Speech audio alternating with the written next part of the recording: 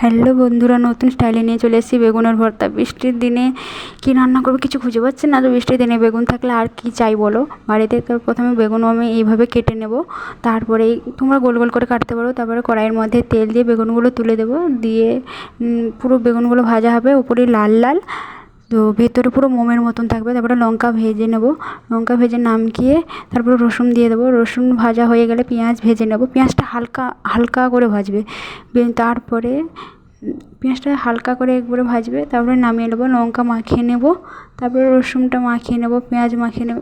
তো লাস্ট অবধি ভিডিওটা দেখো, লাস্টে আমি কী দিলাম এই বেগুনের উপরে, তবেই তো স্বাদ পেয়েছি আমি।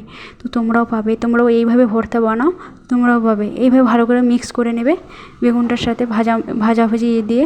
তারপর উপরে কাঁচা পেঁয়াজটা অবশ্যই দিবে, নাহলে স্বাদই পাবে না। তারপরে গরম ভাতের সাথে উফ, সেই স্বাদ কি বলবো।